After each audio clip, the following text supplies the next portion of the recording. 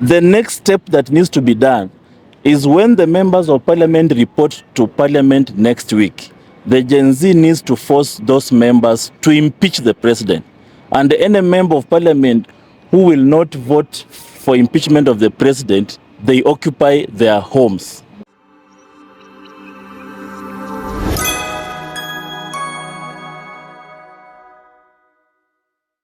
I'm doing fine. Yeah, I've just arrived from my constituency.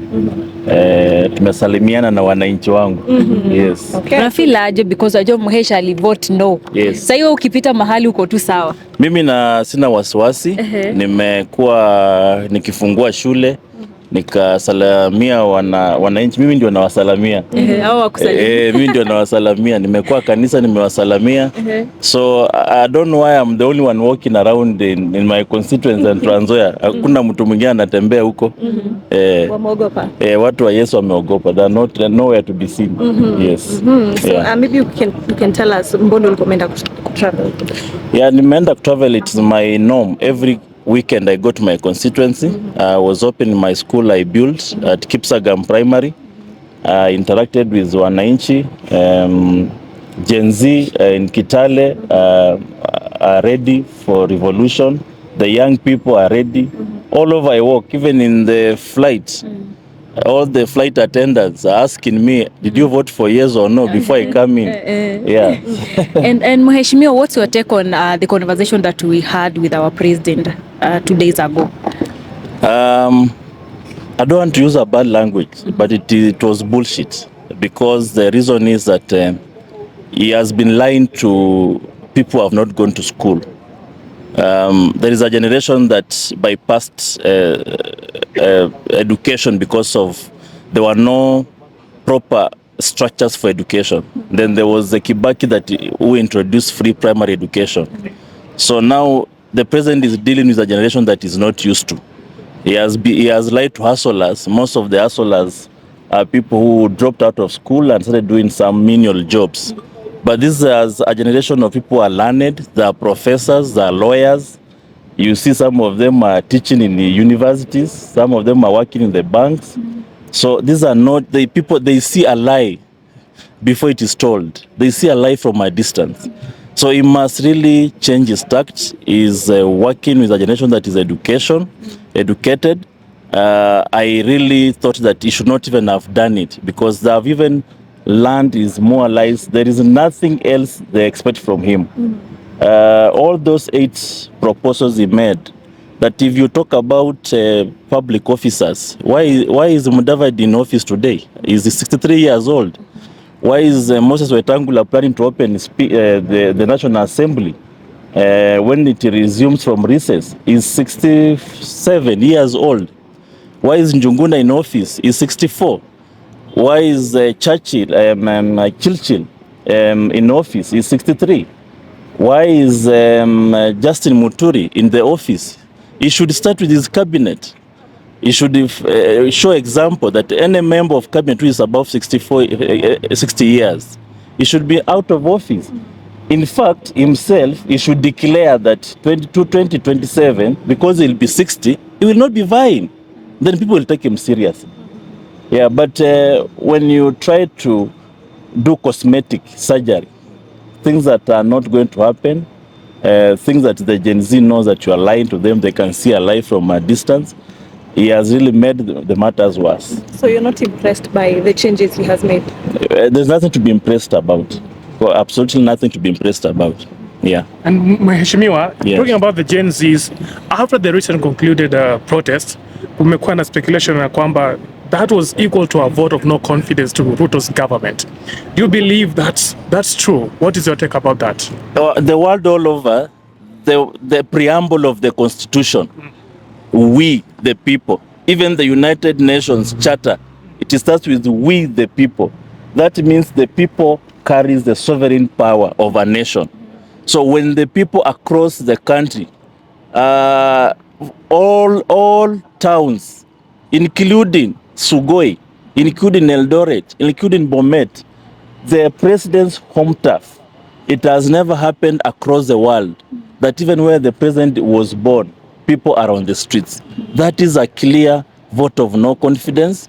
What the president needs to do is to give the country the favor it deserves, just to resign. You don't need to take youths round corners. You just need to resign. That is a clear vote of no confidence. The next step that needs to be done is when the members of parliament report to parliament next week, the Gen Z needs to force those members to impeach the president. And any member of parliament who will not vote for impeachment of the president, they occupy their homes.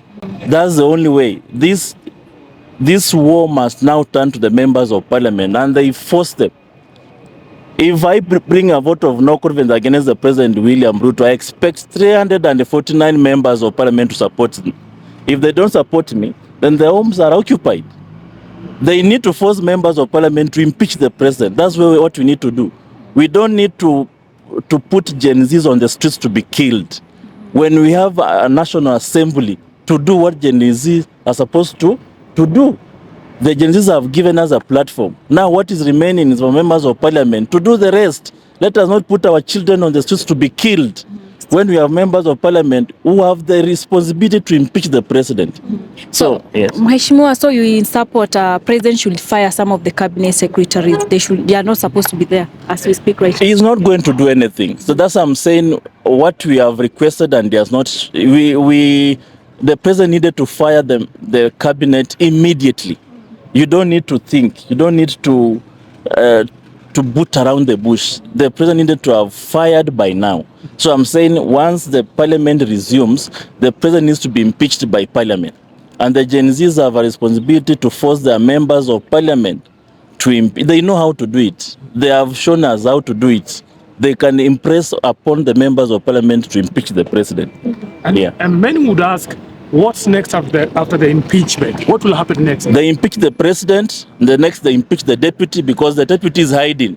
He's thinking he's a saint. That we want all of them out. So they impeach the president. They impeach the deputy president.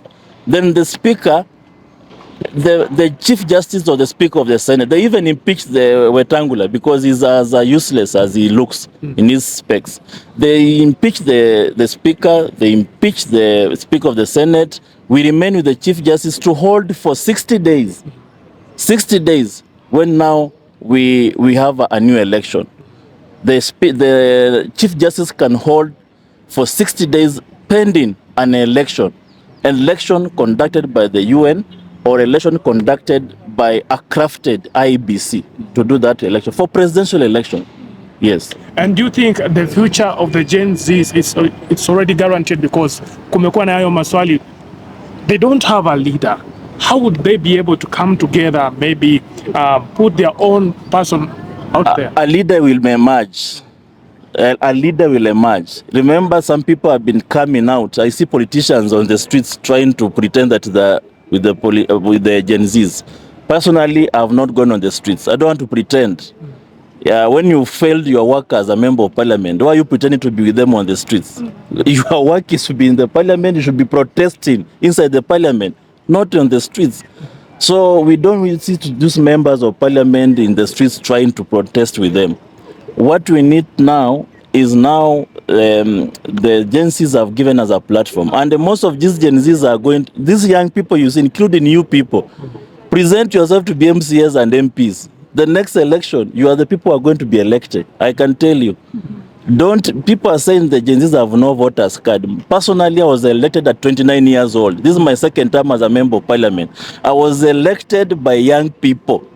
The old people never believed in me. It is the young people who elected me. So people cannot joke about the revolution of the young people. When they decide they will vote you out, they'll do. When they decide they'll take voters card, they'll do. Even if they don't have voters card, they'll force their parents to vote for you or against you.